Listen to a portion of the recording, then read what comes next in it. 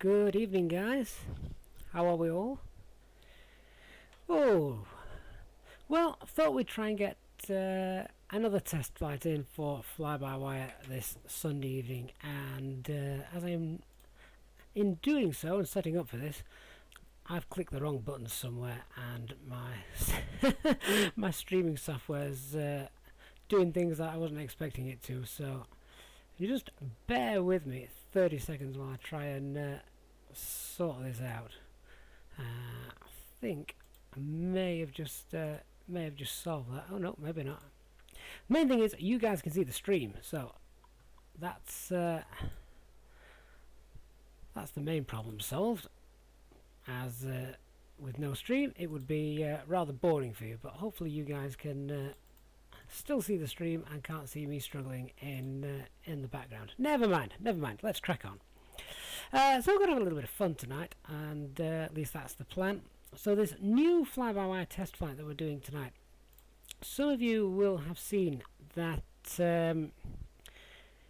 we're after a feature in the, or have been after a feature in the MCDU for a while now, called the heading bearing 2 feature, which I'll show you in a couple of minutes. It's set up in the progress page, and it is very useful for popping in basically a waypoint, an airport, VOR, etc., and instantly getting our bearing to it and our distance from it.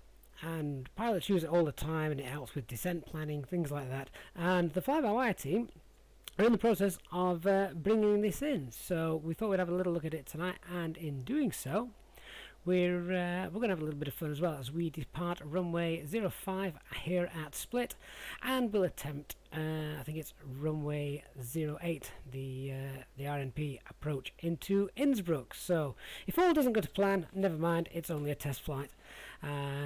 I'm not doing one of our real ops flights this evening, but we'll of course try and keep it as realistic as possible. So good evening to everybody in the chat. Great to see you, and special good evening as well to all the channel members I can see as well there. So great to have you on board for this. Let me jump into the aircraft and we'll get going. GG, thank you very much for the early donation there. So hopefully stick with us and we'll have a look at the new feature that has been added in through fly-by-wire.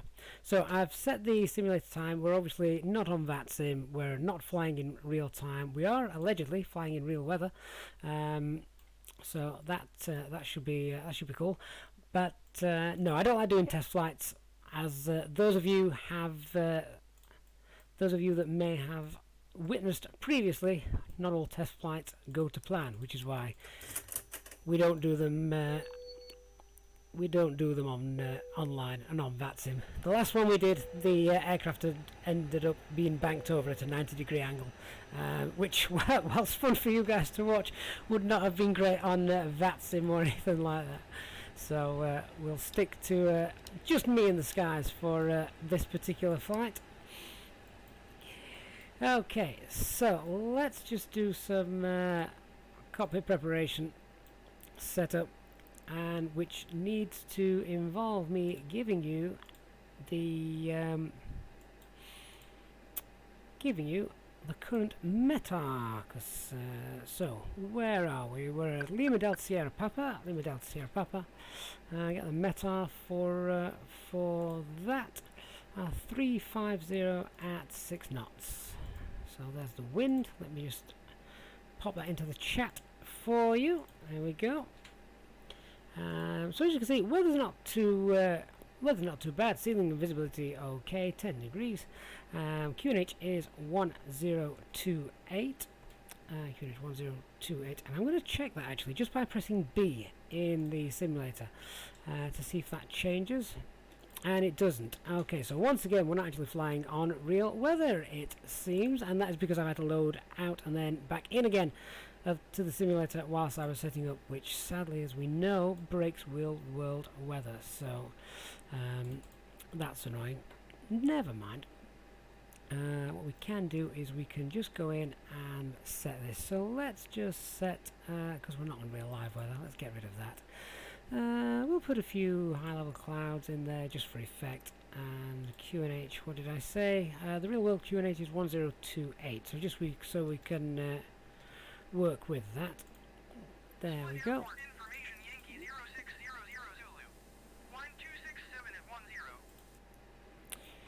Alright, so we'll get rid of that because I don't want to listen to a false ATIS report. There we go, 1028. So at least we've got a realistic QNH setup in there as well. Let's come down to the MCDU and just start to pull in our flight plan from SimBrief. Ferran, have I used the Volanta app? No, I have not. No. So let's start to pull this through. Init press. I do hate the fact that when you've loaded out and then loaded back in again, that it breaks real world weather. That's probably one of the biggest bugs that I need the Azobo guys to fix as soon as possible. And I'm sure many of you are in agreement with me on that. Okay, estimated time en route, 1 hour 6 minutes. Let me get you the operational flight plan for today and send that through. There we go. So if anyone wants to download the operational flight plan, a link is there for you now in the chat. So I'm going to just compare this operational flight plan with the information that I've got from SimBrief. So let's go back to the AOC menu and check our performance, weight and balance. So block fuel of 4065, that matches up. And I can hit refuel, that brings that in. Then let's have a look at our performance, weight and balance. Just 69 passengers. Let's call them the FlyByWire team, shall we, on our test flight. A payload of 7176, and that matches up as well with the flight plan that I've just given you, so let's load that in as well. We can confirm then we've currently got a gross weight of 52.1 tons and a takeoff weight of around 52 tons after we've burnt some off for taxi. Alright, so now fuel is loaded in. So the fuel's loaded in, our weights are all popped in there as well. We can fire up self-loading cargo and start to get those boarding. And so Sir Gosh, what is the departure approach arrival source of truth right, okay. Oh, sorry. Right, I see where you're getting with that question now. Yes, so they should all use the same AIRAC cycles. Which is basically they're updated every 28 days, something like that, and it basically ensures that all flight routes are working to the same AIRAC cycles. All the waypoints are all the same, all the actual routings are the same, things like that. They rarely change, to be honest with you, so very minor changes every 28 days, but of course they have to be done. Andrew, you had luck with selecting clear skies from the main map menu, then changing it to live when in the sim. Yeah, so obviously means now I would have to go back to the main map menu, wouldn't I? Which I'm not going to do, not for tonight. Fran, the second flight plan feature is in the works, but not just yet, I'm afraid. So it will be coming. Just one of those things that we have to wait for. But yeah, as I say, it is on the way. Alright, so let's start getting our passengers on board.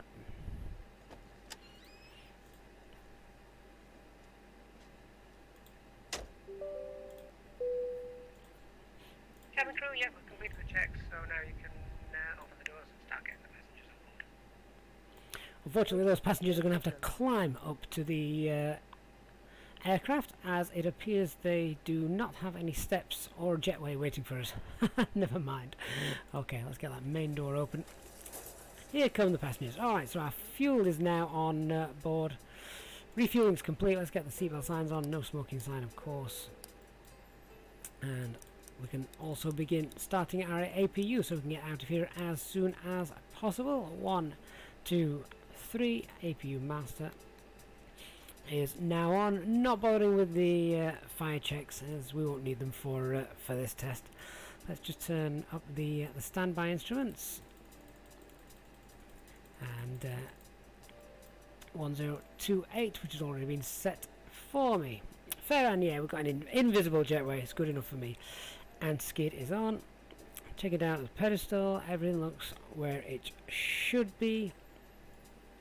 Okay, over to the glare shield and barrel reference, hectopascals, flight directors on, QNH 1028, set and cross-checked. Let's turn up some lights for the instrument panel as well. The sun's just risen here in Split, not in the real world of course. APU is available. Let's turn off the first officer displays, save those frame rates. Yeah, and I bet Simon, we'd charge you as well for the weight of the ladder when you put it on board, because you're going to need it to get off as well at the other end. Depending on how the landing in Innsbruck is, you may not need the ladder. You may just rely on the fire department to bring one for you. Okay, so instrument panel is now on. Iris alignment in 1 minute, and let's come now check our aircraft status, and this is where you can see that the AirX cycle is currently out of date because we need an update from the guys at Azobo. So gosh, if I load an approach and arrival via flight sim but the height constraints aren't realistic, i.e. it's almost possible to descend that quickly, is it a bug? Absolutely it is. Yeah, there's a lot of constraints that are not correct, unfortunately. We may even find them, I think, coming into Innsbruck. So we're probably going to have to improvise with this. Right, let's start setting this up then, shall we? So, Carl, what's the new McDo feature? Well, I shall show you once we get to that. So, the aircraft status we've been through, and init A. Let's just pull this in from SimBrief. There we go. So, costing exit day of 8. Our alternate is Echo Delta Delta Mike. Echo Delta Delta Mike. There we go. Tropopoles is 3. Do you know what? There's I'm not going to bother changing that for this flight. Very little difference there between what the flight plan has and what the simulator has. So happy to leave that. GPS primary is all sorted, and it is now aligned. So iris alignment is all done. Flight plan, let's jump down and have a look. So I'm going to do an interesting departure here just for the fun of it. We're going to depart on runway 05, and it is the Sal 7 Juliet departure. I'll show you what that looks like in a moment. So let me just key all this in. Sal 7 Juliet, and then our arrival into Innsbruck is the RNAV, I think it's the RNAV Yankee, if memory serves. I don't think either of them work too well, but I'm going to go with the RNAV Yankee, which is via Elmham, and it is the Rattenberg 1 Bravo. There it is, Rattenberg 1 Bravo via Elmham. Let's insert that, and let's now just check. So we've got a distance here of 406 miles. The difference in the operational flight plan, we've got 422 miles there, so it doesn't quite match up. Close enough for what we're doing this evening, though. Lewis, is a METAR, if a METAR doesn't have Cav OK or no SIG or auto, what else could there be? Nothing. They're all little remarks. So Cav OK means ceiling and visibility OK. If the ceiling and visibility is not OK, it'll give you the clouds and the visibility. No significant changes just means that the weather's not going to change for the next few hours. If it doesn't say that, then obviously it's variable and is changing at the moment. Alright, Mad Pilot, good evening, and great to see you. Okay, so that's now all coded in the flight plan. Now, the radio navigation page, I am going to have to pull up one of the one of the VORs in here. So we want the split VOR in here for our departure, which is Sierra Papa Lima. So I'm just going to pop that in. And I will show you this in a moment. Sierra Papa Lima. I'm going to pop that in. And we also want the Sally non-directional beacon, which is SAL. I'll key that in as well. SAL. Pop that in there. It's going to be the 155 miles away. There we go. So they're all keyed in. And that's working. Okay, so any idea when the whole functionality will be working? Not as of yet, I'm afraid. Again, it's on its way, but these things do take time, and they're obviously not going to release it before it's ready. So we wouldn't want a non-working version, would we? Okay, so that's my radio navigation page set. Let's quickly jump over to the init B page.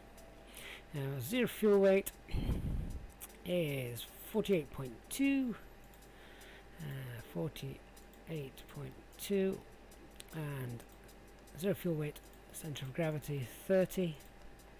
Okay, so let's pop in the headwind as well. So the trip wind is a headwind of 16. Pop that in. Alright, and we have got a planned block fuel of about 4 tons. So if we now select fuel planning, let's see what the aircraft gives us. So that gives us 3.5, and we're taking, well, 3.9. Let's pop in 3.9. As we had 4 tons, but the APU has been burning some of that off. So 3.9. Let's get that in there. Takeoff weight of 52 tons, which is accurate. Happy with that. So once we've got that in, let's have a look at our takeoff performance page. Okay, so the transition altitude here in Split is 10,000 feet. Let's pop that in. There we go. In fact, I didn't even need to type it. It was already keyed in for us, wasn't it? It's going to be flaps 1 for the takeoff. And do we do a flex takeoff here? Let me just double check with the calculator. So takeoff weight was 52 tons, and runway 05, which is actually quite a short runway, even though we're using the full length of it with the current METAR, and it's a flex temp of 68. So I can key that in as well. So now work out those V speeds, V2, rotate, and 121. Okay, so quite important for this takeoff. Let me have a look now and see if I can show you the see if I can just show you the departure charts for this flight. So I'm just having a little trouble with the streaming software at the minute, so bear with me, make sure I can get this up for you. Okay, so let me see if let me just see if I can show you this then. So this is the departure that we need to fly today, and the way this works is we take off from runway 05. Once we've passed an altitude of 480 feet, so obviously quite low, we need to make an immediate right turn to a heading of 147 degrees, and this is a minimum bank angle of 20 degrees, because if you look a little further forward, there's a big hillside there, so we don't want to hit that.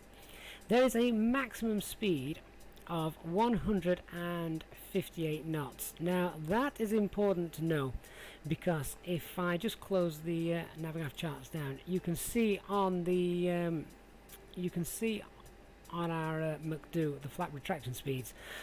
If we clean up the flaps to flaps 0, the max speed there is going to be 190. So we need to go in and just ask the aircraft not to target 190 knots, because we have a max speed of 185 knots for the actual takeoff. So how do we do that? Well, what we do is we go into the next phase just here, and we change the selected here to 185. So we pop that in there. So that's the takeoff performance page all set. Now, one of the other things we need to be aware of, if I just bring the Navigraph charts back up for you, let's just continue talking about how we're going to make this departure work. So we then fly 147 degrees at a bank angle of over 20 degrees above 480 feet when we start to make that turn. Once we get to the 107 radial outbound from the split VOR, that's when we make another right hand bank to fly back towards the split VOR. We don't quite overfly the split VOR, you can see there's a big line there, do not overfly that radial of 177, and we need to then take a left turn back out to the SAL NDB. And as I just look down here, do we have an initial climb clearance? Yep, so the initial climb clearance is 5,000 feet. So these are the things that I usually scribble stuff like this down in front of me, just so I'm not having to look over at different screens and different charts. And I've got a very quick reference to them as well. So as I say, we need to ensure what we're doing with regards to the actual flight, and the initial climb is up to 5,000 feet. The transition level is 10,000 feet, and our minimum safe altitude around here, as you can see on the departure, the minimum safe altitude is quite high, 8,400 feet, 7,300 feet, and then once we've started to make that turn, it drops as we're over the ocean to 3,700 feet. So lots of terrain around us that we need to be aware of, but in that turn, so if we had a problem, we would obviously need to be aware of the terrain around us. If we did have an actual problem with regards to the aircraft on takeoff, we would obviously take off, continuing to follow this procedure though. We would have to follow this procedure. We couldn't do anything else, otherwise the flight's going to end up very short. And we would come back around and essentially come in back to land at Split. Alright, so let me just close that down. Hope you guys followed that through with me. So I have been ignoring the chat while I've just been doing that, so my apologies for that. Just scan that through, see if I missed anything, guys.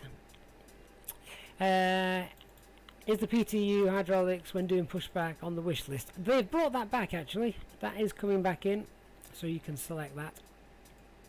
Am I going to make a new video on the A330 from PMP? I don't know. I have seen that, so we shall see. Nicola, good evening. Always good to have you on board. Right, so what PR are we testing? I shall show you very soon. And I know, Nicola, this is the PR I'm testing today. I don't know if you just read the video description. This is something you've been asking for a while, actually. So really looking forward to seeing if that works. All right. So that's all sorted. We've just talked through the departure briefing. Let's see, are all our passengers on board? I believe they are. Let's close our door.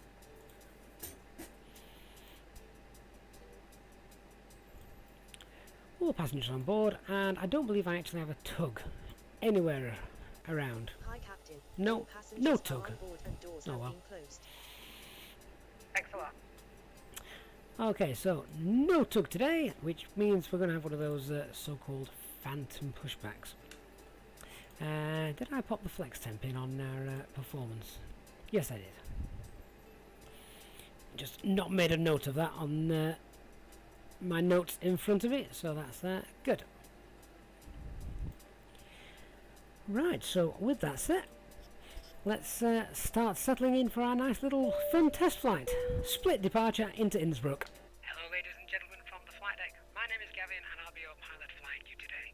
We're currently on schedule for departure, so not expecting any further delays, and we'll be looking to push back very shortly. The weather today is looking calm, so we should be able to give you a nice, smooth, relaxing flight. The cabin crew will be delivering their safety briefing very shortly, so please give them your full attention. Once we're airborne, we'll turn the seatbelt signs off and release the cabin, but for now, please get yourselves comfortable with seatbelts securely fastened. Thank you for choosing EasyJet today, and we hope you enjoy your flight. Okay, Ferran, no, the emergency procedures are not on the charts. Basically, we just need to have good situational awareness of where we are and what we're going to do. So, for instance, today, if we did have a problem, we'd come land straight back at Split. The weather's absolutely fine, and we're well below our maximum landing weight on takeoff. So, there's no reason for us to return, not to return here. Although, for this test flight, hopefully, of course, nothing should go wrong. Famous last words. Cabin crew, we're about ready for pushback. Please hold the door there and cross-check. Thank you. Okay, so what I'm going to do now, just before we do anything, is I'm going to have a look to see how that departure briefing I just gave you lines up on our navigation display. As you can see, we have got what looks almost similar to what I was describing on the charts in front of me. We take off, and then once we are above 480 feet, we make this right hand turn. And do you know what, actually, can I show you that in a bit more detail? Yes, so on the VFR map just there, you can see we basically take off, we make that right hand turn. To be fair, that right hand turn looks a little bit more abrupt than on the charts, so we don't actually fly quite abruptly as that, and we actually should come out over here and then come back around to overfly the Split VOR, and then off we go back up here towards Gapri. Either way, we should have a nice scenic departure, so let's get rid of that and let's get ready for our pushback, shall we? So, no other aircraft around, pushback clearance. Let's just say that we've got that. However, let's run the before start checklist. So the cockpit preparation checklist is complete. Signs are on and auto, and our ideas set to nav, and fuel quantity is already loaded and balanced. Flight management guidance system is all set with the altimeters set 1028, both set and cross-checked. Let's have a look, see if the phantom tug is there. Nose wheel steering is disconnected. Let's get the rotating beacon light on. Start the APU bleed as well. Rotating beacon light. Elapsed time and transponder to auto.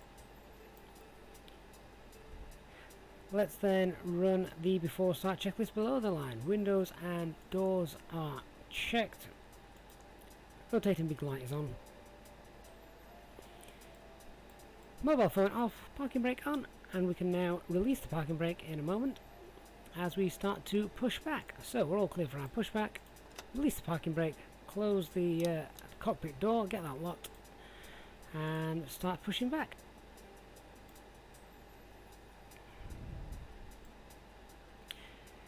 Engine mode select to ignition and starting engine 1.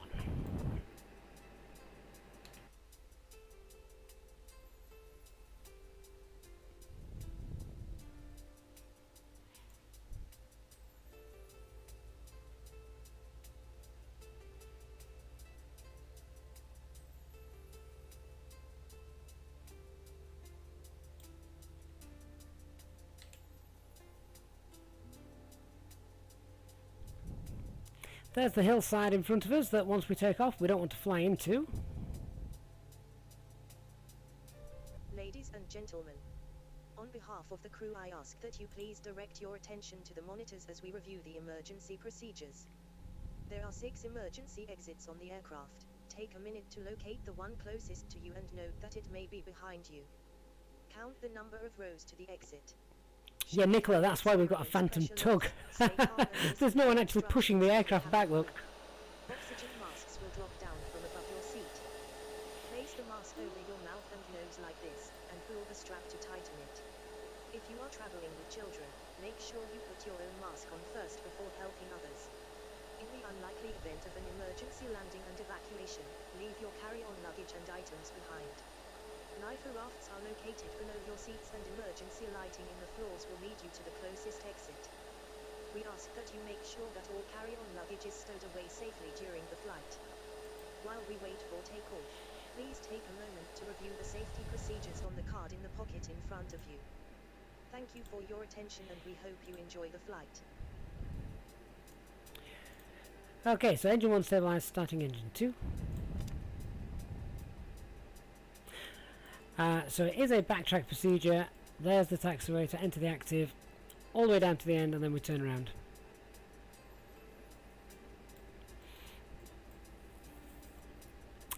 I think the way the aircraft was parked, Nicola, here when I spawned in, I definitely needed some sort of pushback, otherwise my wings would have been clipping the control tower.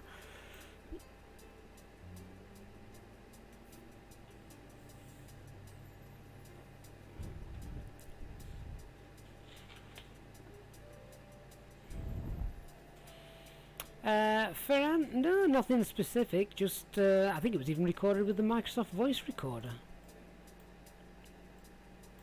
That's comes shipped with Windows.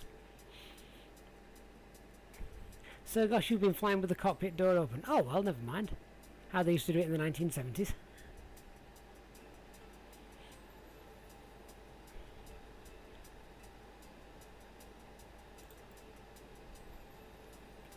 Okay, engine 1 is stabilized. So let's just go through and tidy this lot up.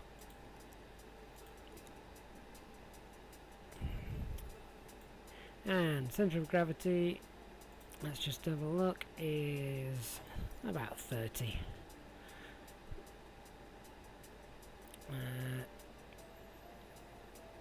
There we go. Alright, so now that's set, and check our trim. Okay, after start checklist, anti-ice is off, ecom status is checked, pitch trim is 30.1% and rudder trim 0.0. We don't want any rudder trim. Alright, so let's check those flight controls. Now, one of the things I want to check here is if I start to move the flight controls, does the lower ECAM automatically change pages? Yes, it does. How amazing is that? Didn't know that happened. It should happen, but I didn't know it did happen, so that's nice to know. So we can just check there: full left, full right, neutral, full up, full down, neutral. Of course, because this is a test version as well, I'm not using the custom fly-by-wire, so you can see those control surfaces move really, really quickly, far quicker than they should do, really. So that may affect my flying. I'll get my excuses in nice and early just now. Alright, but with those done, let's have a look at getting ready for taxis. So our pushback tug, or phantom pushback tug, is now clear. We can turn on our taxi light and remove the brakes and start our taxi out.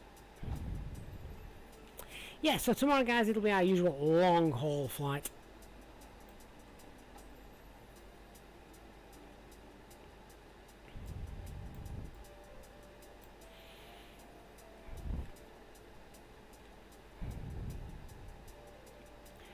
Okay, so just whilst that is taxiing out, we'll just get a couple of other things ready, weather radars, etc.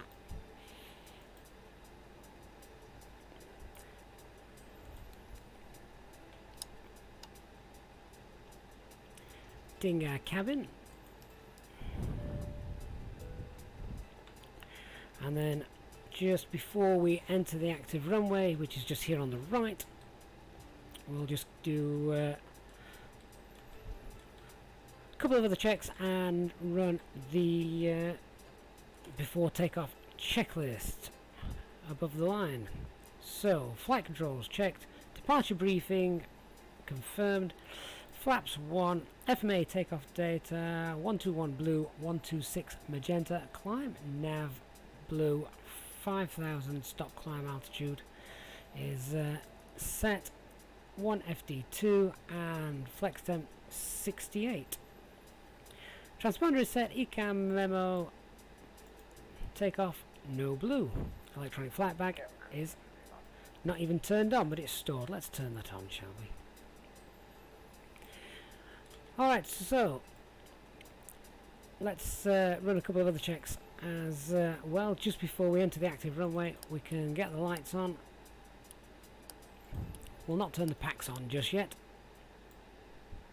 So lights are on, and TCAS can go TARA, tilt above.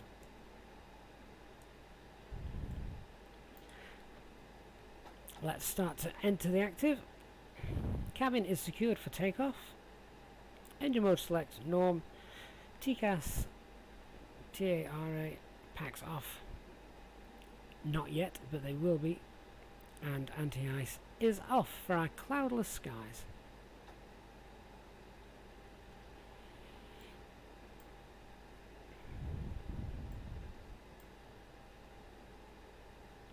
So I don't need to worry about any other aircraft, as there's only us here in the simulator for this test.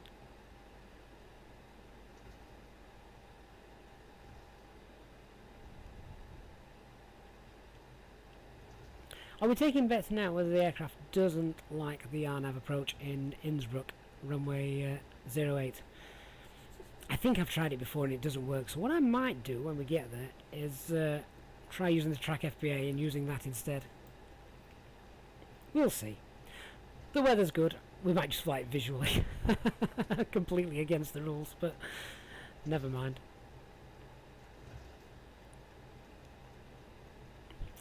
Mad Sib, you're actually spending more time watching these videos than flying yourself. Well, I hope they inspire you to do some flying on your own. But that is good to hear. That's quite kind.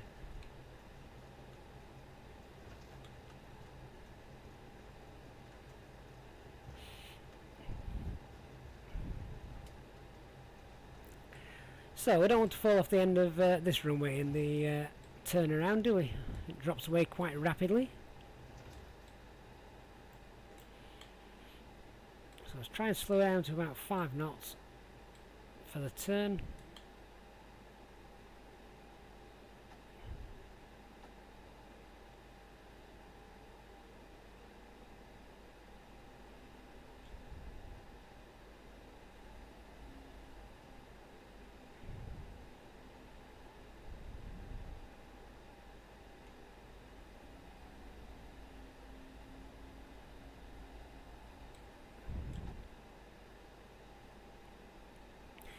And that's going to bring us out and lines up quite nicely. Paul, they went blue a while ago. They updated those, so that's quite nice to see. Okay, so let's just hold our position there for a moment. Let's get those packs off as we're preparing for takeoff. So, once more, very quickly, we take off and don't hit the hill in front of us. After passing 480 feet, a right hand turn over 20-degree angle to the split, to the 107 radial from split, then a right hand turn again to 295. Initial turn is to heading of 147 degrees. Okay. So we could actually pop this in. One thing I didn't do is we can actually pop the course in there. So 107. There we go. All right. Let's roll. So take off. Start the chrono. And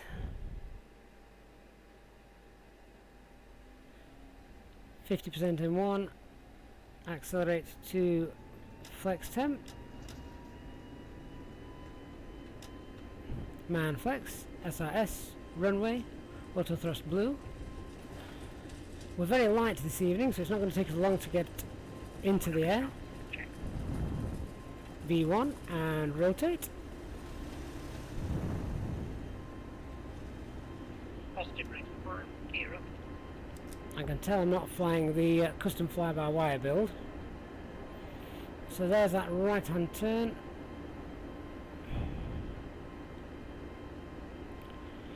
to 147, set climb thrust.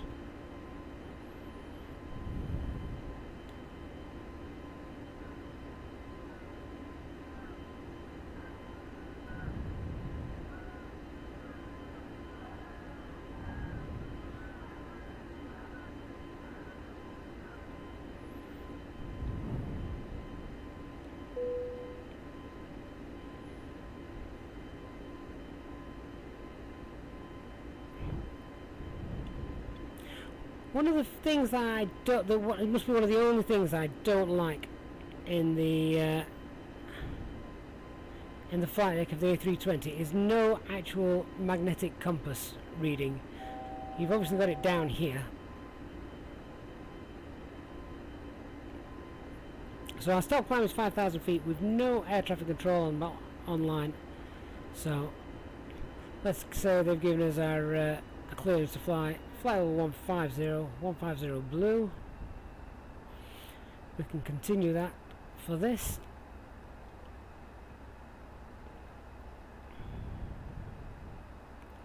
And we're holding 185 knots, which is as the departure asked us to do. That was only in the turn, however. Now we've made that turn, we can go back, accelerate, flaps 0,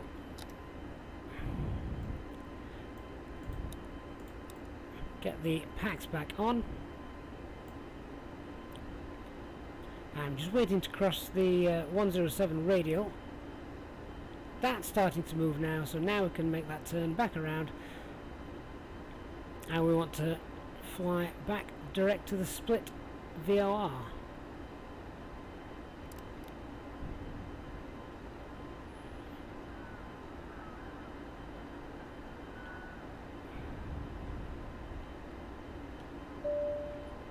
Self-loading cargo passengers don't really like this departure, do they?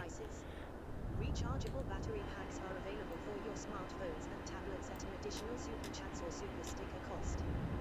Please ask your cabin crew for more information. Now, ordinarily, I would expect my next waypoint to actually be split, which is now just here. However, this Garpri is now showing as the next waypoint.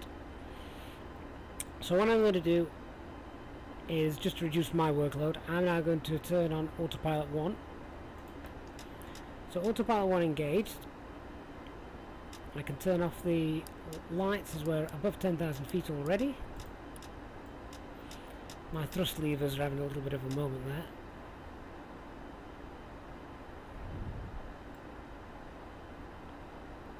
Nicola, I'm allowing you to make those call-outs for me. I was concentrating far too much on flying that departure.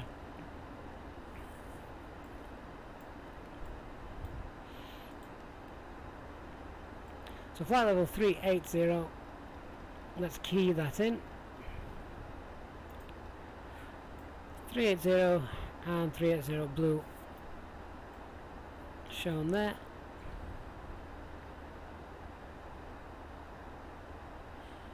And we're now off direct to the Garpri waypoint, which is actually followed by the SAL NDB, which was our next point of call.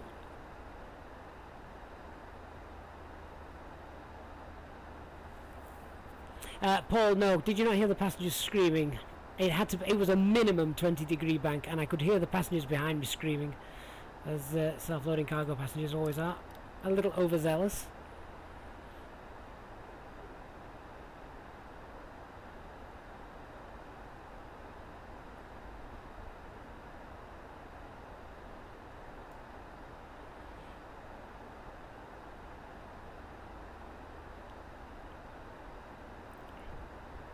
So now we're out of there, let's release our cabin crew.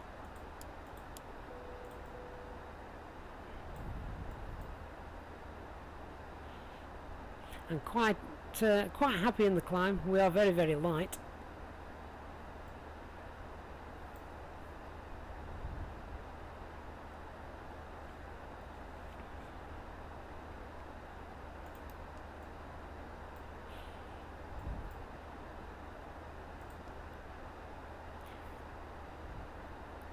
And there is the SAL NDB, which is the end of our standard instrument departure, and then we're off on our normal route.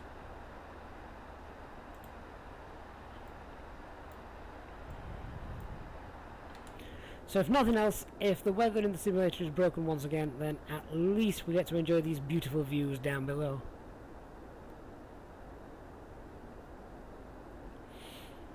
Okay, so what is the new feature of the MCDU that we're looking to test today? Let me just set that to standard pressure, and I'll show you.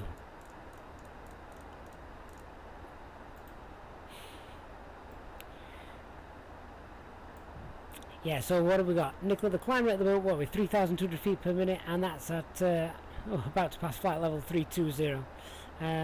We are very light though, we're only just under 52 tons. I didn't want to subject many passengers to this flight, as I knew it wasn't going to be the most accurate in the world. But there we are. So, let's have a look at the new feature. Now, Nicola, you're going to enjoy this. So, how do we know? Hang on a sec. Let's put it another way. We've got the flight plan on here. We've obviously got our distance to our destination there. So there we go. Runway 8 at Lowy, Innsbruck. We're currently 383 miles away from there. That's fine. But in order to help us with our top of descent, well, when we're making our approach into Innsbruck in a little while's time, we need to be at I think it's 13,000 feet at Elmem, the waypoint that we start the RNAV approach. In order to do that, we can obviously see that waypoint is just there, and you can see flight level 130 is showing, so that's nice. But let's say we want to know our distance from this particular waypoint, just to help with our top of descent calculations, and we normally get something like I normally put something on here in the performance top of descent calculator. I like to descend nice and slowly if I can, and there's no air traffic control restrictions. So let's say the current altitude, so what are we going to be flying at today? Is it flight level 380? Yeah, so we're going to be flying at flight level 380, so I just key that in here, and I want to target and be at flight level 13,000 feet. That's fine, by the waypoint Elmem, and I want to descend nice and gently at about 1,500 feet per minute. Ooh, air traffic control. Go away. Why can't I turn that off? We're just going to have to ignore that. I've not turned air traffic control off. So we're going to be at flight level 380. We want to descend down to flight level 130, and I want to descend at 1,500 feet per minute. That's fine. It tells me to start the descent at around 118 miles away from that waypoint, which is fine. Our waypoint is called Elmem, as we can see here on the flight plan. So flight level 130. How do we know when we are 120 miles away from this particular waypoint? Well, what we've been waiting for, or what I've been waiting for certainly, is here on the progress page you can actually type in waypoints, airports, anything like that, and it will give you a direct bearing and a direct distance to. Remember, this is going to be a distance as the crow flies though. It's not going to be a track miles distance, so the distance that you're actually flying in terms of your flight plan and your routing. So what I can type in, and I'm hoping this is going to work now, I can type in Elmem and pop that in here, so the right side key number 4, type that in there, and let's just give this a second. There we go, and it's brought up the information for us. We are currently at a bearing of 314 degrees from it and a distance of 294 miles. So that is really going to help us when it comes to using our top of descent and a host of other things as well. So if air traffic control later told us to be level at a particular waypoint say you wanted it to be a flight level 200 by whichever waypoint, well, I could then type in that waypoint in here. It'll tell me how far away I am, and I can use the top of descent calculator over here if I want to then work out what descent rate I need to use, which is absolutely great, because at the moment VNAV doesn't work. In the real aircraft, VNAV works, and you could just pop that in manage mode and the aircraft would do it for you. So that is really, really nice, and a feature that I will be using a heck of a lot during these flights. So, Nicola, yeah, happy that works. Keith as well, Captain Campbell, it finally works. Yeah, it is going to be very, very helpful. So, that is a great thing that I cannot wait to get introduced into the custom fly-by-wire build. It's not even in the dev build at the moment though, guys. Remember that this is a pre-release version. So it may take a few more, well, I was going to say a few more weeks, but fly-by-wire are pretty good, aren't they, when it comes to sorting things out. So that is going to be really nice to see. Mad Pilot, I'll check that out when I can. HD Simulation, good evening from Florida. And the Rapper, great to see you guys as well. Great to see so many of the Easyjetsimpilot members in the chat tonight. Always enjoy flying with you guys there. And the Rapper, you are quite right, this feature is going to help so much on flights.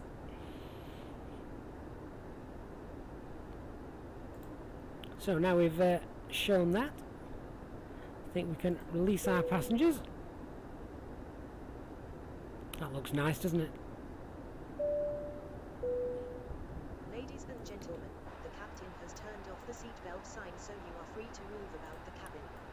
However, please note that we do recommend you fasten your seatbelts at all times when you are seated in case of turbulence. Thank you. Ladies and gentlemen, we are about to serve a selection of alcoholic drinks.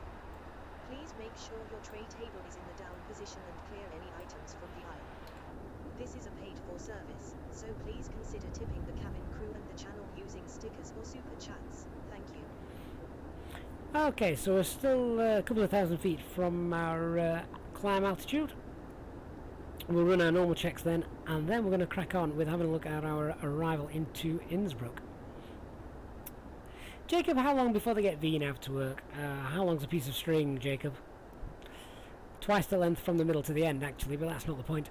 It's hard work getting stuff like that to work, and they've got to work within the confines of Azobo coding, and that usually changes with with every update they bring out. So, hats off to the fly-by-wire guys for what they've done so far.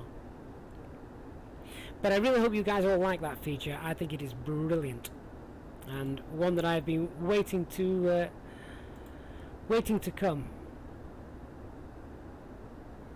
as it is really going to help with things like top of descent. And if flying on VATSIM, they tell you need to be level at such and such an altitude by this particular waypoint, key that in and you get a direct distance to that waypoint. And you know, we can play around with that a little bit as well if you wish, because you can type in any waypoint in the world here and this should work, even if there are multiple ones. So if I just type in the London waypoint at Heathrow, so if we key that in, so there you go, you've got multiple waypoints all called Lima Oscar November. Obviously that one would be London, and give it a sec, it'll give you the bearing and the distance. Now obviously I need to change that back because that's not going to be any good for this flight. You can also put airports in, so let's put in Echo Golf Kilo Kilo, so London Gatwick. Pop that in. There we go. Now, one of the things that doesn't yet work, and Nicola, I expected you to ask me if this was going to work. What you should be able to do, what you can do in the real aircraft, is you can actually type in a distance to a particular runway threshold, which is fantastic for help planning your top of descent and your track mileage for an approach. So let's say we were going to land at Manchester, so Echo Golf, oh, try that again, Echo Golf Charlie Charlie. And if I wanted to know the distance to runway 23 right there, we'd type in Echo Golf Charlie Charlie and then runway 23 right. And what that should do is actually give you the distance and obviously the bearing to that particular runway. Now unfortunately at the moment that doesn't work. We get the not in database message. So unfortunately that yet doesn't work, but we can certainly for now just be content with popping in the actual airfield. It's only going to be places like Amsterdam, etc., where you've got a massive airport spread over a great area that it may not be quite as accurate by 2 or 3 miles. Nicola, you were just writing that question. I preempted you there.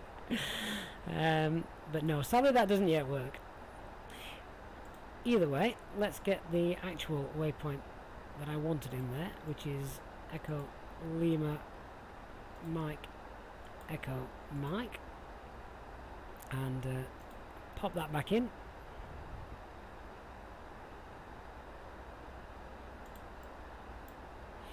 So there we go. That's so we're 247 miles away, and I'm going to start that top of descent and about 124 miles.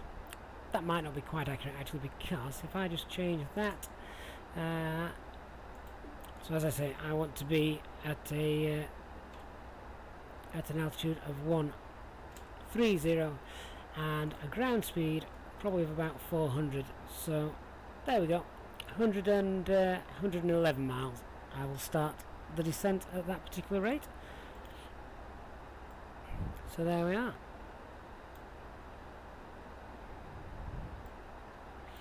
Farhan, I don't think that's not actually part, I don't think, of this particular update. So this is purely just giving you a distance and bearing to a VOR, or a waypoint, of course, as you can see. Trump, do I use the Navigraph AIRAC? No, I use Navigraph, but I don't use the Navigraph AIRAC for that. So let's just continue then having a look at this approach into Innsbruck and see how hopefully this is going to work. So let me just bring up the Navigraph charts for you. So there you can see there's the Navigraph charts. So whilst we're cruising along, let me just double check. So the standard arrival is the Rattenberg 1 Bravo arrival. On the Rattenberg 1 Bravo arrival, we want to be above 13,000 feet once we hit the Rattenberg NDB, which is fine because I'm not planning on descending down to 13,000 feet until LMEM. And just double checking, transition level, or the transition level given by air traffic control, I had a feeling transition level at Innsbruck was 13,000. That's not actually been given to us, unfortunately, but I'm almost certain it's 13,000 from memory. So either flight level 130, but I believe it has actually an altitude of 13,000. So we want to be, as I say, at LMEM 13,000 feet. Once then we have reached LMEM, that is where our RNP Yankee approach begins. Now I'm just going to double check whether it's going to be the Yankee or the Zulu. So here's the Zulu approach, both of which begin at LMEM. There we go, just here. So after LMEM, and then it is at Whiskey India 810 that we begin that that descent, and the descent angle is 3.7. The one I've got coded in actually is the Yankee. So let me just get rid of the Zulu so I don't get the two confused. How are we doing that? Let me just close that down and open up the Lowy charts. Get rid of that. Yeah, it's the Yankee I'm using, so that's fine. That's the one I want to stick with. So there we go then at Elmham at an altitude of 13,000 feet. Once we pass Whiskey India 810, then we start our RNAV approach with a glide path angle of 3.77 or 3.8 to be closer, 3.8 degrees. So we're going to use the track FPR to do this, as I believe that the it doesn't work as a normal RNAV approach. And there's our minimum descent of 7,100 feet, so nice and high. Runway threshold of 1,907 feet. So either way, we'll have a little bit of fun with this. Once again, this airport is a captain's only landing airport. Special training required for that sort of thing. The sort of special training that I have not had, so could be fun.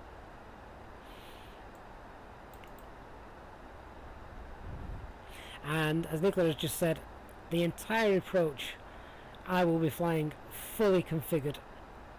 It's a very, very steep descent. So I may not be flap 4, maybe flaps 3, but landing gear will certainly be down. And we don't want to be faffing around, particularly here in the simulator where you've got to be looking up to be turning lights on and things like that. I want to concentrate on exactly what's happening out the window.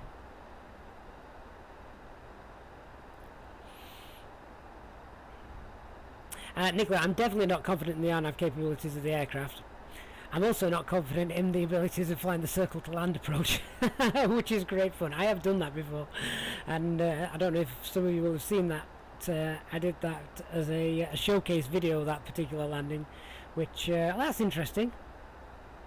That's very, very interesting, but good fun. Dark Fury, good evening.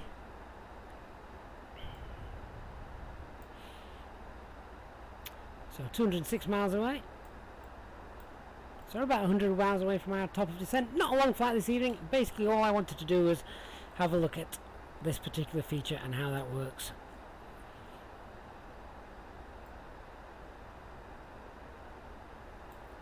Farron, the approach that Nick was referring to there, the circle to land approach, is a fully visual approach.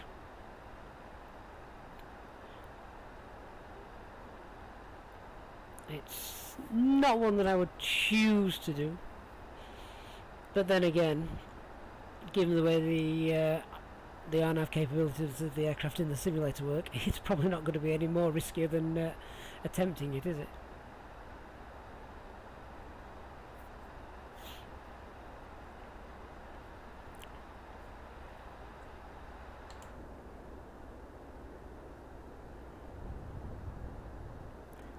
So again, we've got beautiful scenery, courtesy of Microsoft Flight Simulator. We can also have a little nip outside and have a look, see what we can see, and just enjoy that view.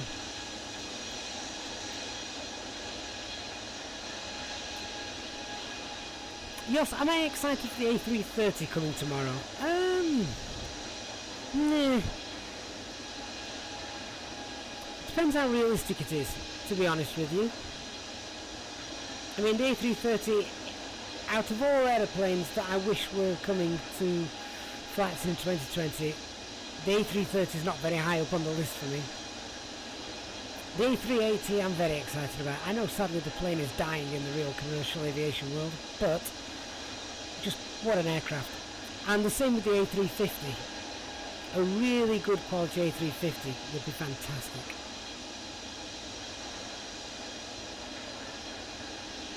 Mersey Blues, you've come over from Twitch. You were the only one on there. Well, thankfully, I don't think you'll be as lonely over here on YouTube.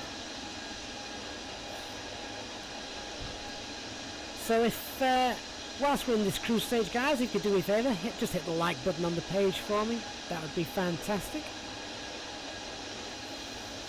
And you can also check out the perks of joining the channel now. Channel membership is now available if you want to have a look at those.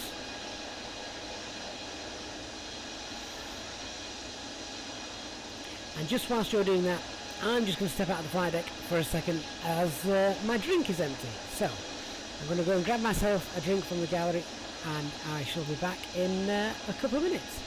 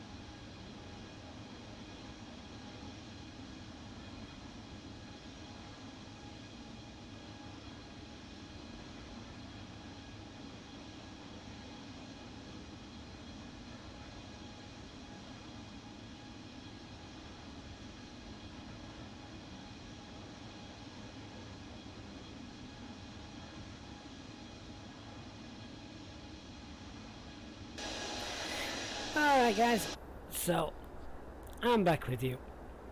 Drink refreshed. So what I want to do now is, I know I've briefly shown you the charts for that approach.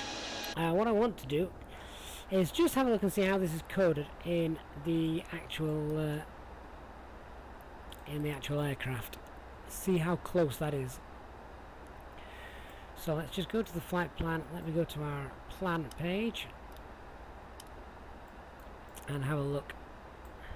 See if this looks something similar to what I expect it to look like. Right, okay, so let me just zoom in a little bit there. There is LMM, as you can see on here. Now, just have a look at this angle here. As you can see, we're coming in over from the east, and no aircraft in the world is then going to hit LMM and spin around quite happily to fly back out. So if I just bring that chart up again, you'll have a little see that. Hang on a sec. Let me just bring up the Navigraph chart. So there you go.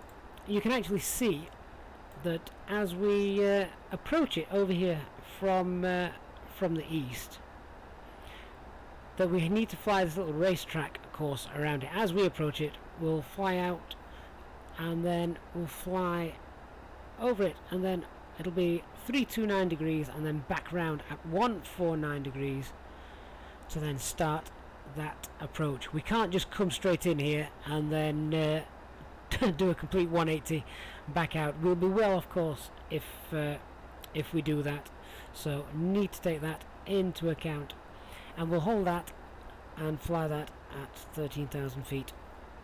So once we've done that, let's just come down here, and you can see that we'll need to start that descent at a glide path angle of 3.77 degrees, and we start that at this waypoint here, Whiskey India 810. We can then check that we're at all the correct altitudes by checking with these waypoints and cross-referencing as we go down.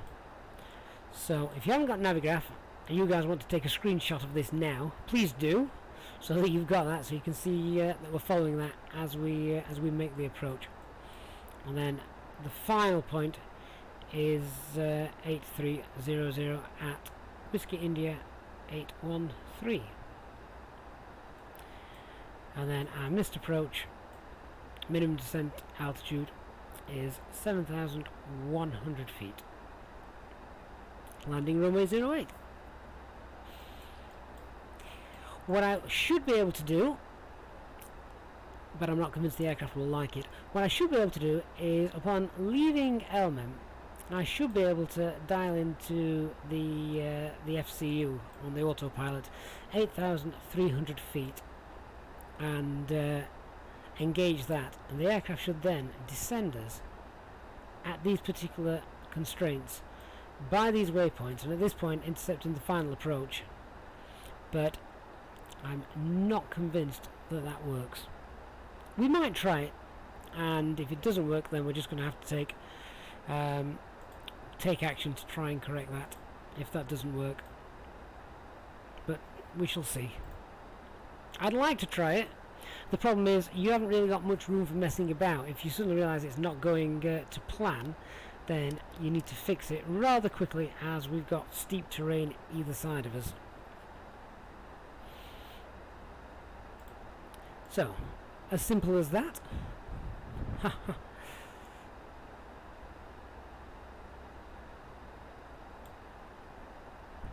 Nicola, yes, the bird does work. The bird does work, so we can turn on track FBA if I just do that now. You can see we do have the bird, and it does work.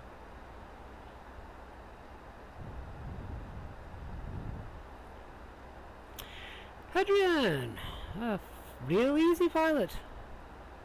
Always a VIP on this channel. Let's get that track FBA off for the moment. Don't need it now. Right, how are we doing? 111 miles out to start the top of descent. And if we go to the new feature that we're testing, we're 130 miles out, so we're not actually that far away. So with that, we're just getting a message now to enter the destination data, which I'm going to have to get from here because I'm not actually flying with real world weather. So QNH is going to be 1028, and what are the winds doing? Do you know what? I'm going to have to change these for this approach, aren't I?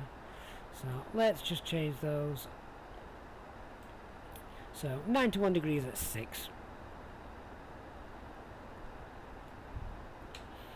And I don't really want any gusts. This landing's difficult enough as it is.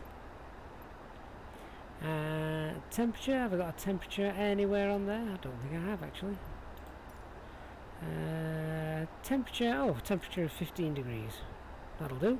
That'll be quite warm really for Innsbruck this time of year and this time of night as it is in real life. Okay, let's pop that in.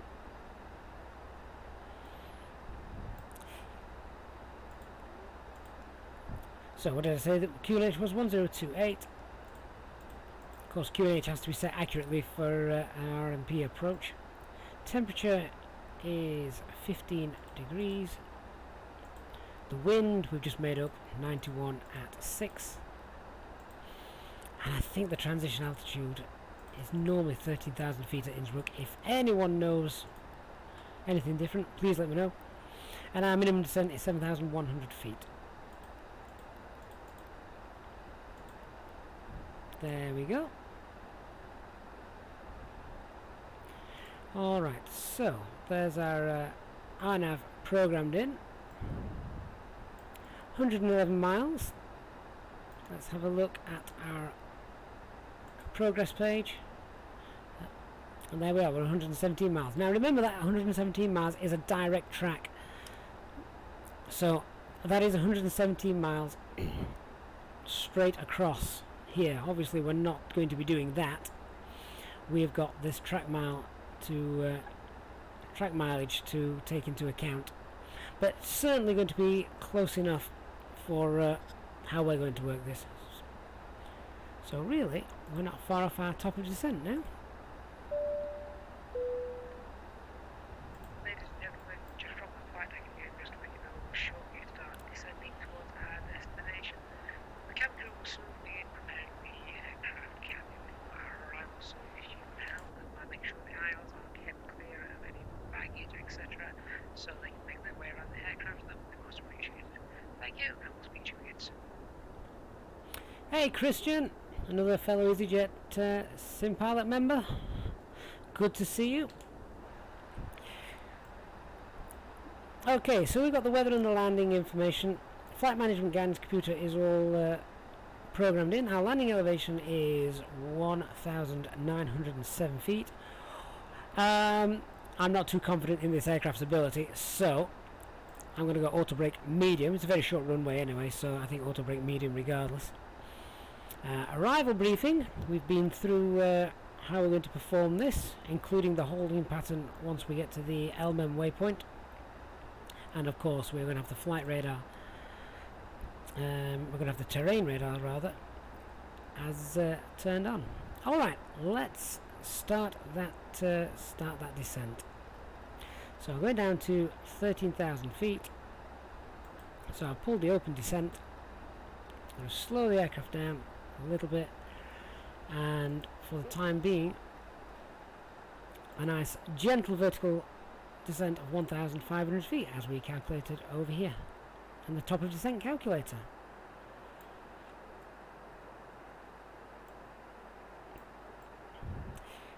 Now the problem I've got with this is because this is a test version of the aircraft, it essentially uses the normal flight controls.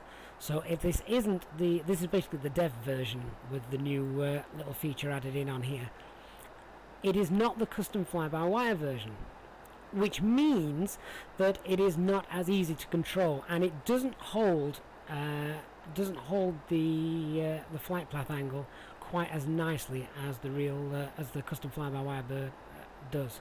So trying to fly with the bird down descending at 3.7 degrees and looking at it down here may be a little more difficult than it would be in the custom fly-by-wire build. If that is the case, then we'll just set track FPA and we'll start descending at 3.7 degrees.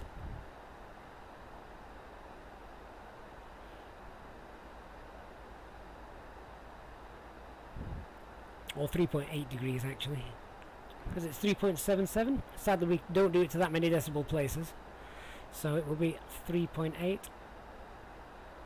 Once we get to once we get visual with the runway, because once again, let me just show you this very carefully as we continue to descend down.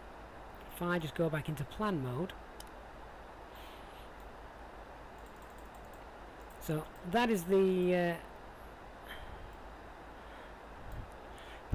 approach that this aircraft gives us, which sadly looks not quite as we would expect to see in the Navigraph charts. Let me just see if I can move that for you. So let me just have a look up. Yeah, so as you can see, it actually follows straight line, but then after that, all of this is done pretty much visually whilst maintaining that approach angle.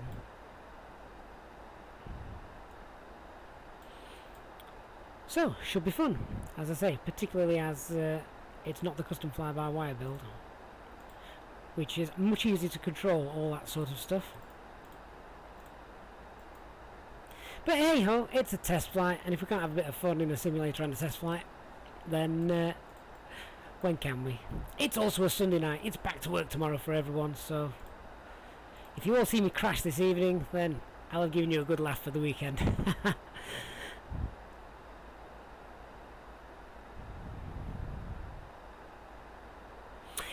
Marvin, no, so it's not the custom fly-by-wire and it's not the dev. This is an experimental test version, and I'm lucky enough to be one of the QA testers and and part of the developer team for fly-by-wire, so we get to test these things out.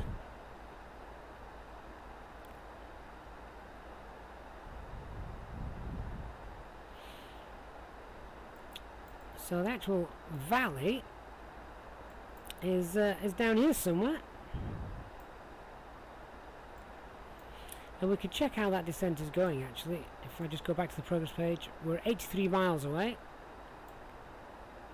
So if I now tell it I need to be at 13,000 feet, let's just sync that. 13,000 feet, and I've got a distance of 83 miles to go. There we go, that tells me the descent rate that I need to be at. And it is automatically updating as we fly. Now, considering we're descending at 1,500 feet per minute, that's telling us we're pretty much bang on.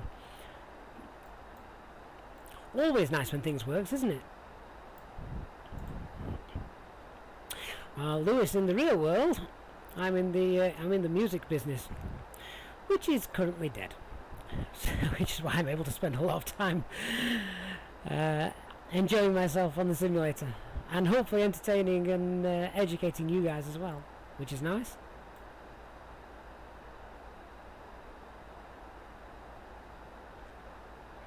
Christian, technically I'm approaching it from the east, I'm just going the long way around.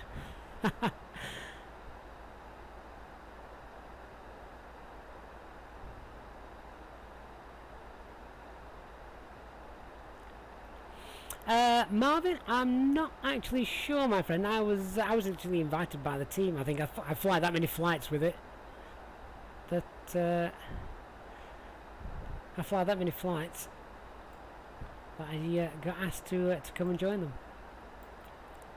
Nicola, will I produce your first song? Yeah, of course I will. No problem at all. Just let me know what style you're thinking of. If you're talking garage and grunge, then no, I'm afraid not. Lewis, is this a tricky approach? Oh yes, definitely.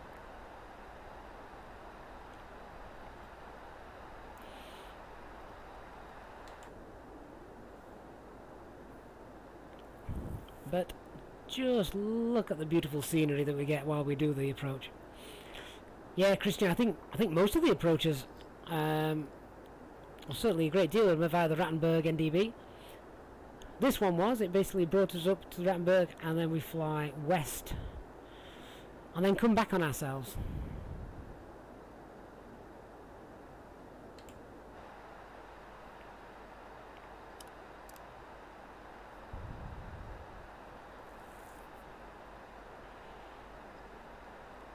So passing flight level 280.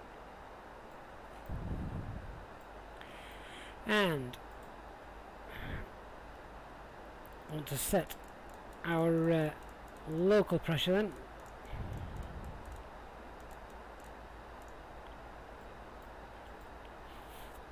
HD would be yelling at me if he was here, as this should have been set, that should have been set, and then we need to check 130 altitude blue QNH 1028, and also set on the standby as well. Okay, let's get the seatbelt signs on, get the passengers in their seats, and then let's run the approach checklist. So minimums are set, engine mode select is normal, electronic flight bag is stowed. Gentlemen, the captain has turned on the seatbelt sign. Please fasten your seatbelts as soon as possible. Thank you.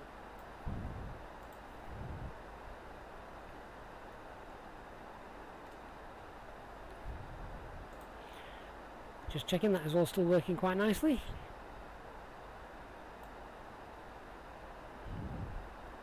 So we're about to pass over the Rattenberg NDB in a moment, which is the start of the approach if you're coming into Innsbruck from the other side.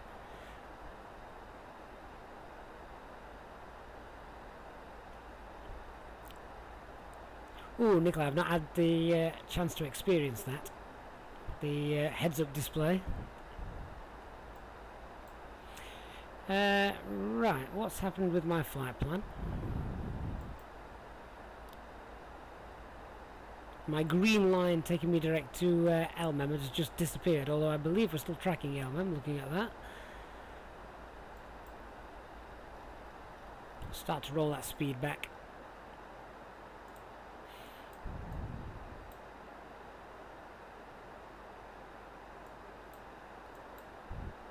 Digital flight deck, good evening, sir. The famous Lowy Airport. Yeah, well, we thought we'd just do it on a test flight, why not? If all goes wrong, it's only the fly-by-wire aircraft we've trashed, not my own. We're not going to have wrecked Christian's nice livery.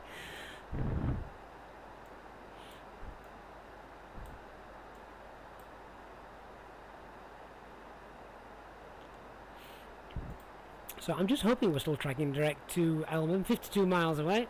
And we can actually check this, another way of checking fly-by-wire, that this works quite nicely. Here we go, we've got 51.5, 51.4, there we go, look, that works really nicely.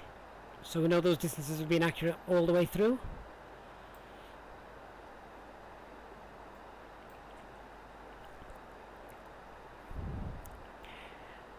So as we've already said, we're going to configure nice and early for this approach.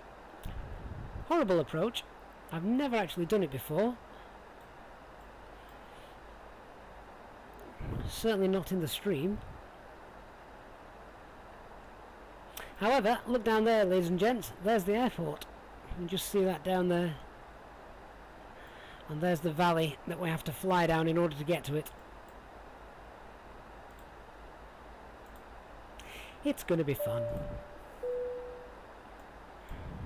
Ladies and gentlemen from the flight deck, you may have noticed we have begun our descent into our destination.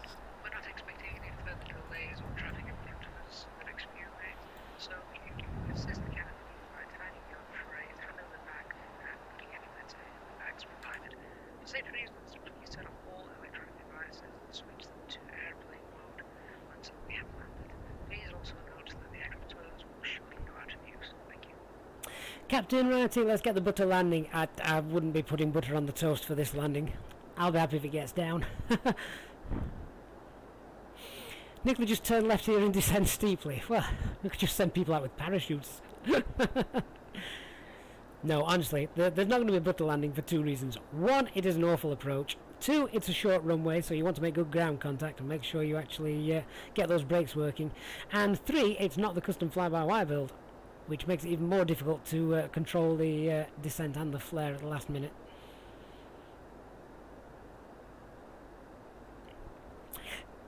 Dougal, good evening, my friend.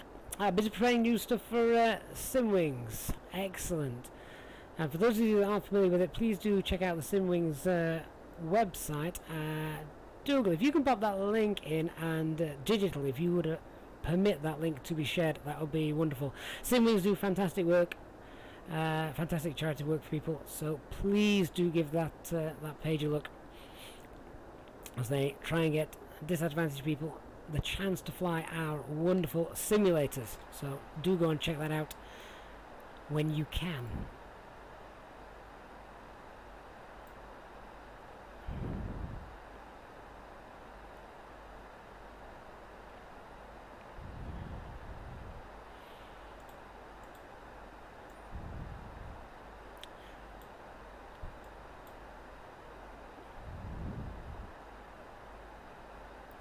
So here we are, still flying directly towards the LMM fix.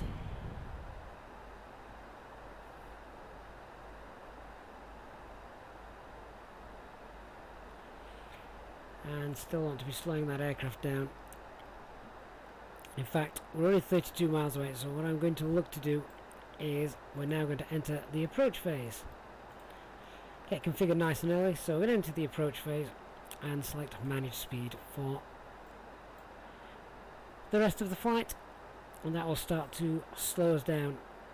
And our VAP speed is actually 121, so nice and slow, which is good. We're a nice light aircraft today.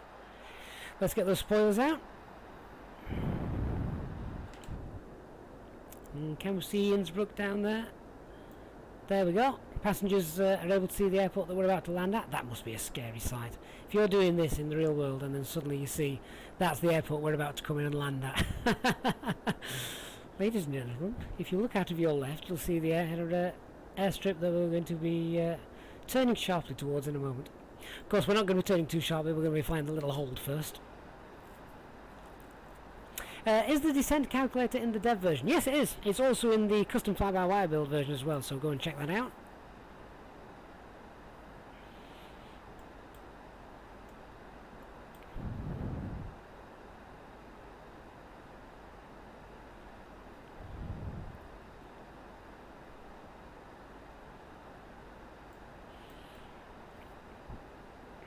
So once we're at an altitude of 13,000 feet, we want to start configuring, probably during the hold, maybe start configuring just before actually, start getting some flaps out, because when we come back around and then start flying the actual approach from Elmham down into the valley, I would like to be fully configured and not messing around.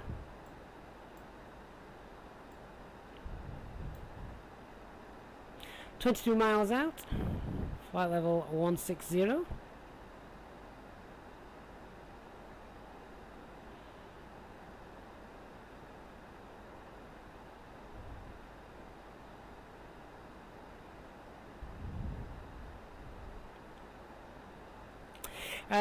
Christian, is this the test footage so you don't have to dial the altitude? Do you mean the altitude down before turning the FPA knob? I'm not going to do that anyway. I'm just going to tell it to descend at 3.8 degrees, and hopefully we'll end up somewhere near the airfield.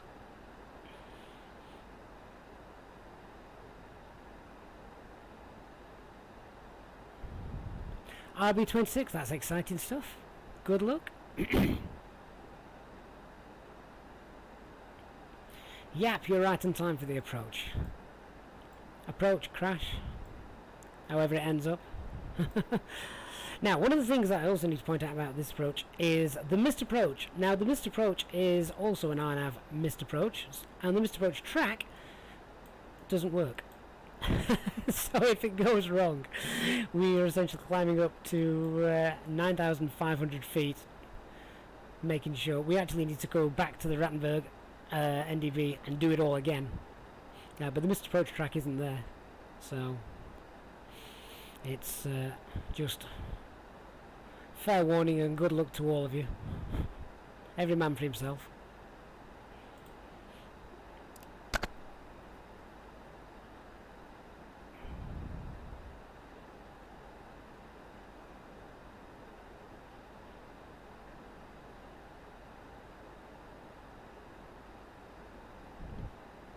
Yeah, so Captain Ron, as Nicholas just said, I activated the approach phase now because we're just continuing our descent, but we're flying nice and straight. We've got lots of time here to slow the aircraft down. We're now just approaching altitude of 13,000 feet, and we're 14 miles from LM, which is great.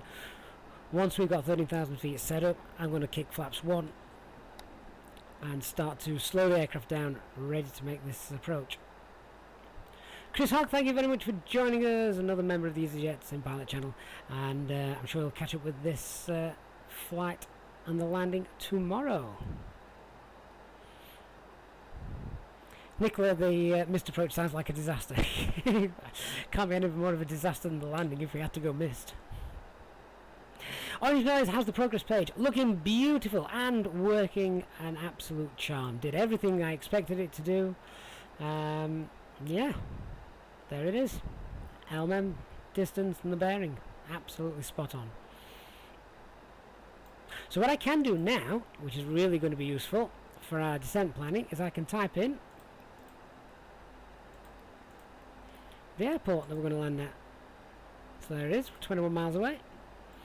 And that will just help me a little bit because it will not show anywhere on the navigation display. Okay, so we've slowed that down, we're 9 miles away. Lewis, what's the minimum price you're looking at to run this game? If you want to run this game like I'm running this game, and this is only a mid-range, what I'd consider to be a mid-range PC, then it was about just short of 800 UK pounds.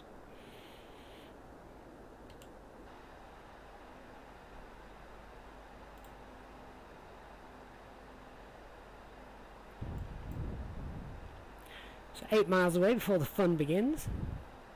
Do me a favour, guys, hit the like button on the stream. Do that now before we crash.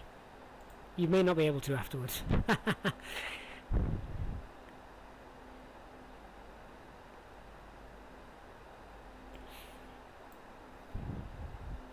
Okay, so as we get to Elwyn, we're going to turn right to a heading of 329 degrees and fly a holding track.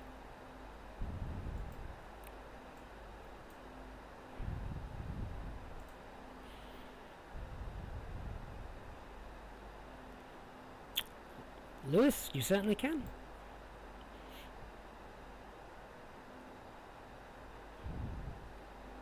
Wind's nice and calm, so I can perform the hold in heading mode.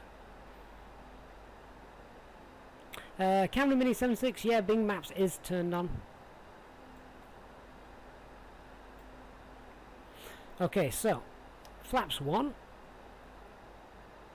because what this may also do, depending on how it operates, we may just get a little bit of ballooning. You can see the aircraft just pitching down there to hold that altitude. 3 miles away from Elman.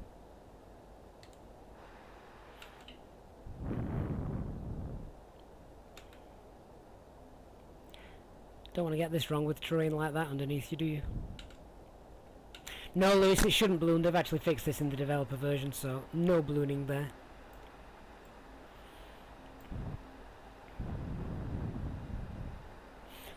Jim Lad 999, thank you very much for your kind words.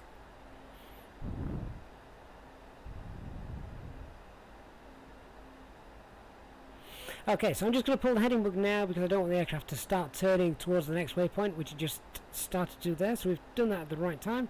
So now I'm going to turn to heading 329.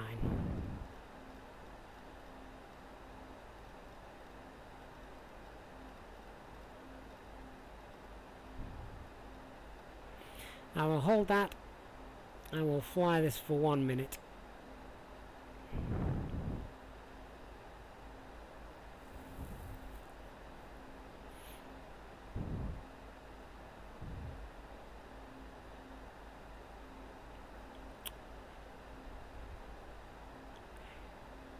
Nicola, yeah, it still does 1 plus flaps.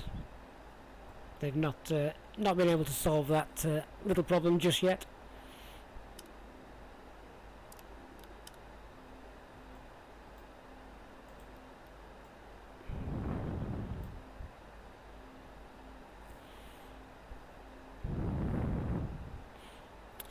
Copper mine, I'll be using track FPA in a moment for the descent.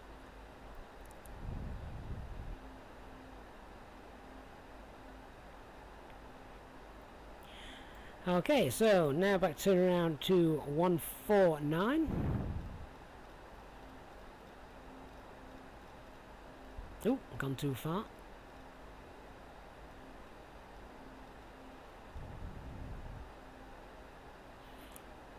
Aircraft's now making that turn back around.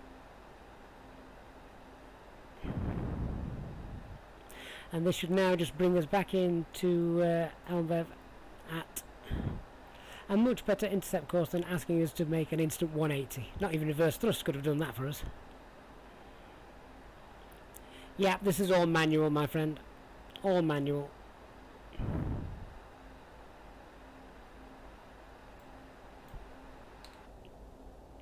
What a great view.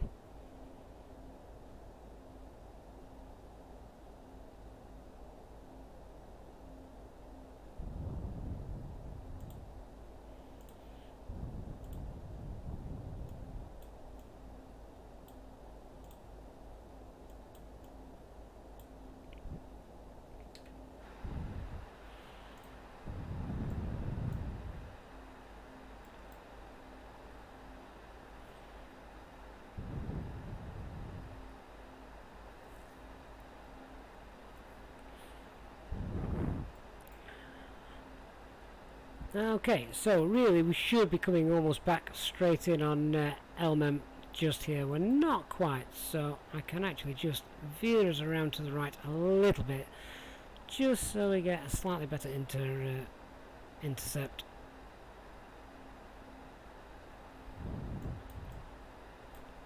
As we want to start that descent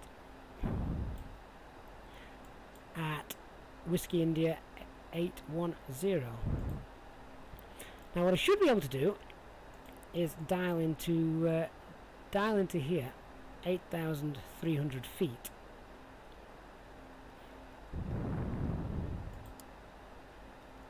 And if I engage this, we'll just watch this in a moment, if I engage this it shouldn't actually go any further because of the constraints that are in here, but I can't engage that until after this particular waypoint. That said,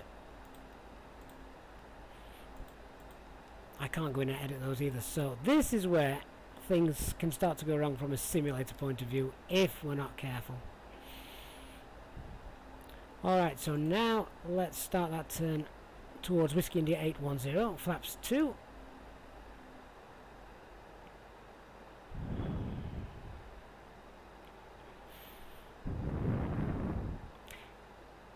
And start slowing us down as well and get fully configured. We'll put the flaps, we'll put the gear down in a few moments, much earlier than we normally would. We are 30 miles away.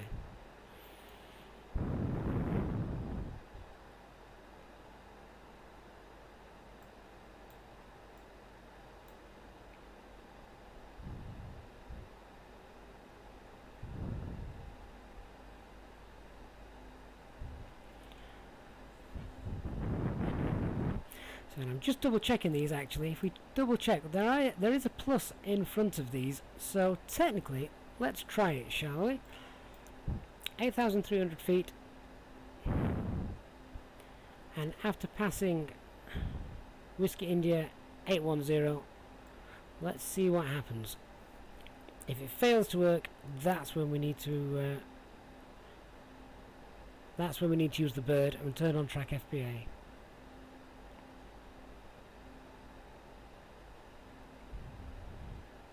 Yuri Trump, just different waypoints are used, that's all. Particularly different waypoints sometimes on the missed approach and go around procedure.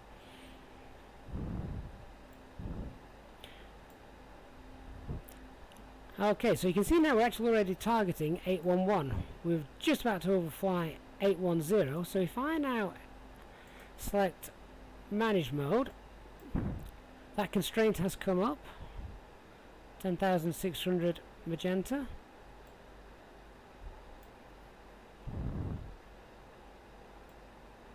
And here's the valley. This is the start of the approach. So we can now, if we want to, go track FPA and start descending at 3.8.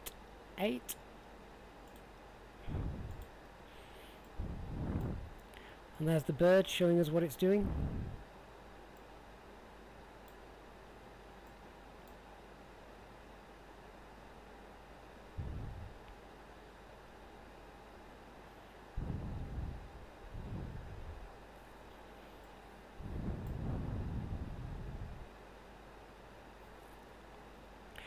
I'm also now going to get the landing lights on nice and early. I know we're well above 10,000 feet, but the airfield is about 2,000 feet. So technically, we're now 10,000 feet above the ground. Let's start to get the gear down, and we'll go flaps 3.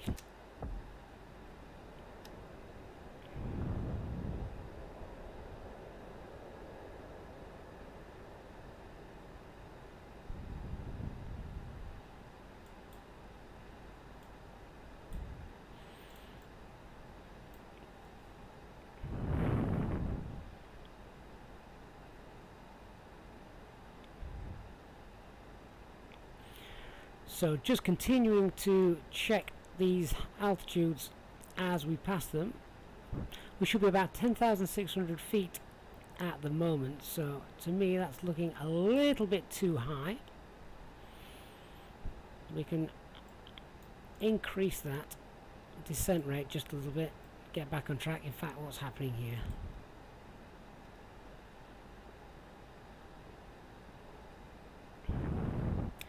Do you know what? We can actually fly this manually now using the bird and cross-referencing these altitudes with these waypoints. So at 812 we want to be at 9,600 feet, so we're about 1,000 feet away from that at the moment, 5 miles away.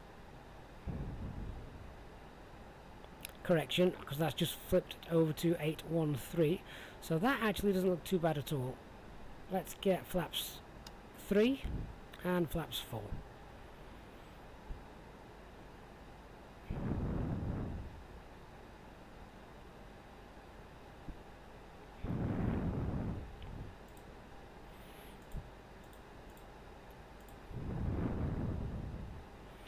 So at 813 we want to be at 8,300 feet.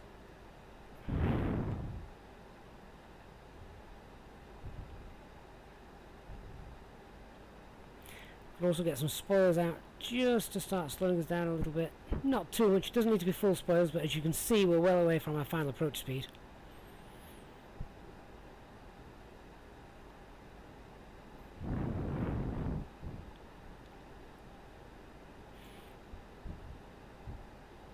And then after 8,300 feet at this next waypoint in 2.5 miles, we're pretty much visual because we can't follow this track that we've got here. It takes us far too close to the mountain range.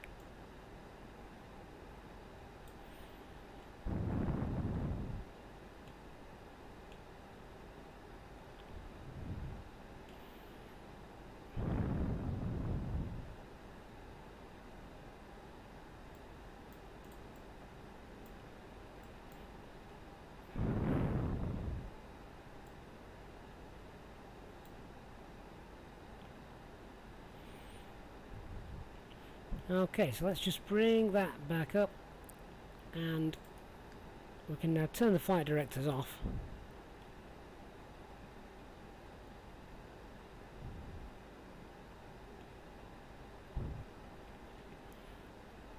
And we're continuing now just to monitor our descent angle.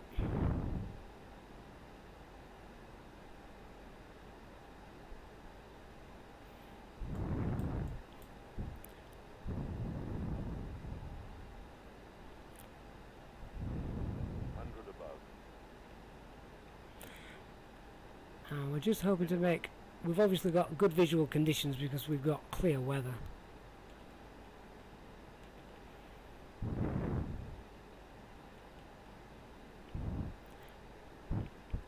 So you don't want to follow that green line exactly. You can see there on the radar how close that would take you if you did. So we're essentially just going to be flying around the valley now.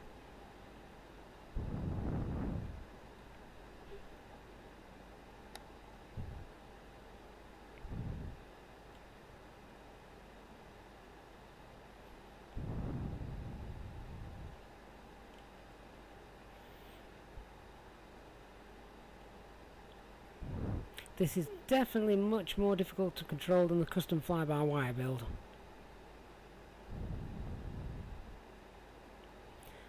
I'm having to almost constantly make inputs rather than the aircraft just holding the attitude that I'm giving it, which isn't ideal for this approach, but never mind.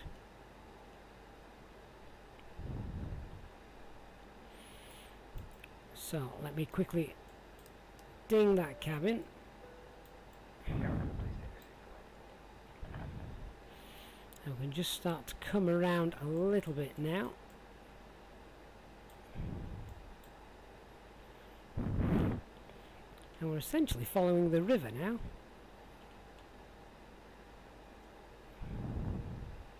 A little bit like the river approach in Washington, but with less hills to hit.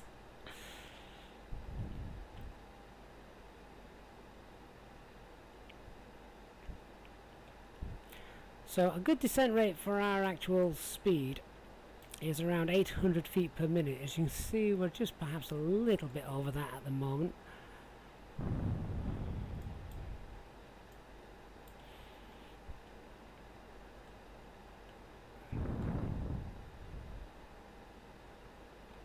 But holding 120 knots, and we're descending now probably about 800 feet per minute, so that's fine. Christian, I'm not even sure that's allowed, mate, in at night time.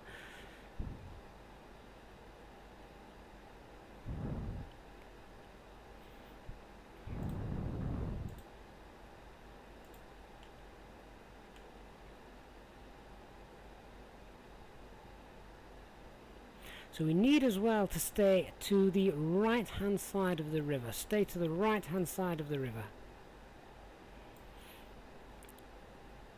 Edwin Games, thank you very, very much, sir, for the kind contribution to the channel.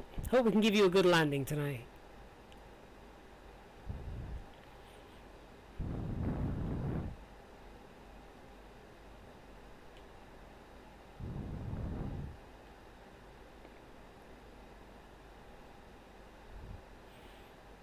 So the runway isn't actually yet in sight, although it may just be coming in around that around the hill that you can see.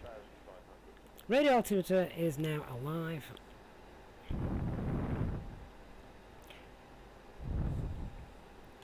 Let's run the landing checklist. So cabin is secured for landing, auto thrust, speed, go around altitude 9,500 feet,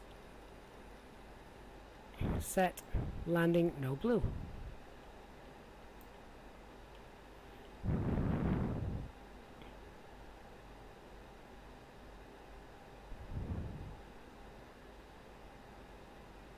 MFS pilot, turn flight directors off when using the track FBA, when using the bird and flying manually.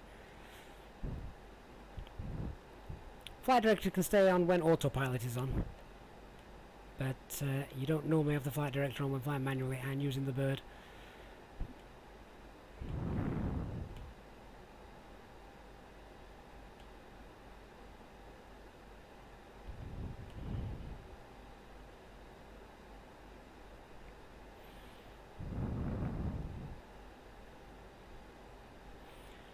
So we just want to come over to the left a little bit, and hopefully you guys now you can see the runway, which is just showing over here.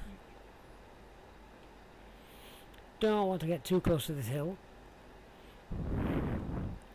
That would make for some interesting readings on the radio altimeter, wouldn't it? Nicola, you're right, I've only turned mine off. I've not turned off Flight Director 2.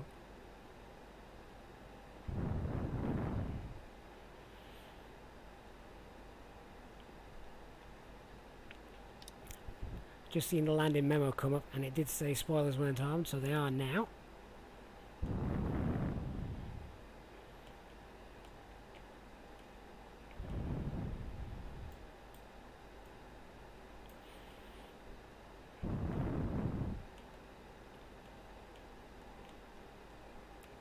So just having a look before we make that final turn onto final.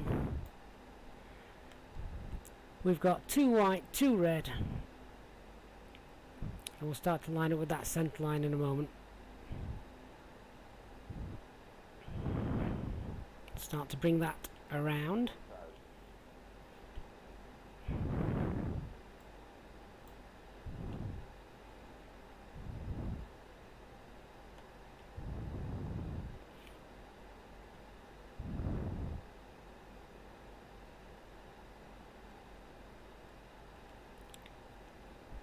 And this, sorry I'm not talking too much guys, but this really is taking some concentration in the non-custom fly-by-wire version. Lots of inputs going in here.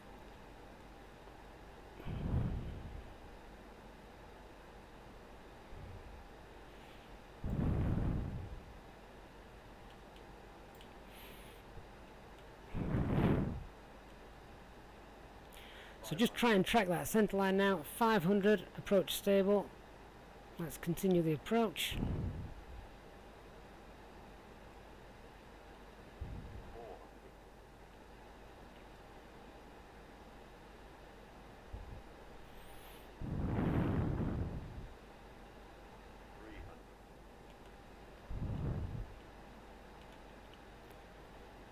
And let's make decent contact with the ground, get those brakes down.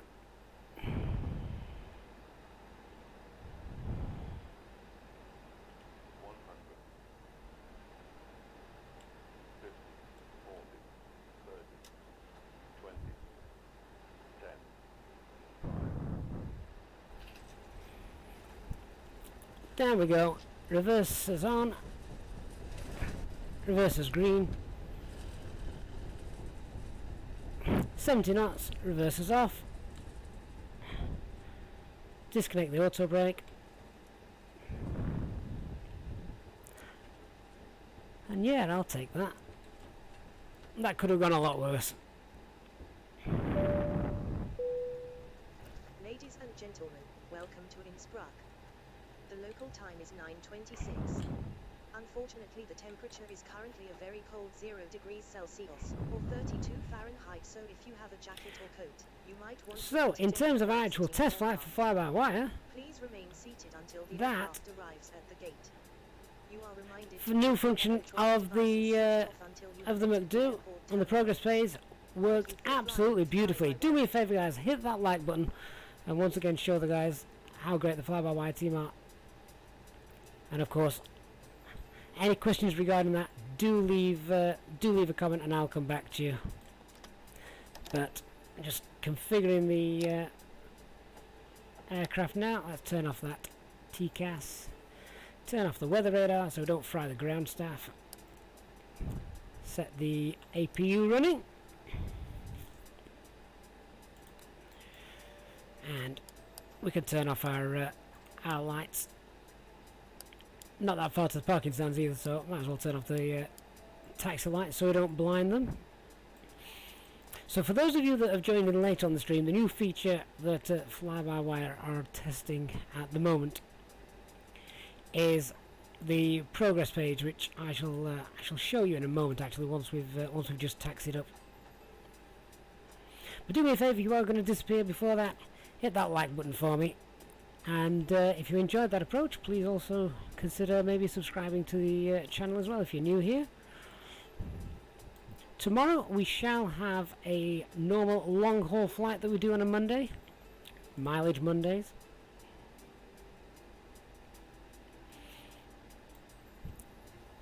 Haven't decided exactly where we're going yet for that, so that'll be fun. Can't see any parking stand taxi lines here, so I'm just going to dump this somewhere. Let somebody else taxi it. I've done the hard work. I got it down the valley. So we'll just pull that in here, and then I'll quickly show you guys, for those that have missed the majority of the flight or came in late, what the new function is and how we can use it to our advantage. So let me hit the park brake. So the new function is the bearing and distance to function here on the progress page of the MCDU, and what it does is essentially allows you to put in any waypoint, any VOR, any NDB, or even, as I've got programmed here, any airport, and it will give you the direct bearing and the distance to it, which is absolutely great for our descent planning.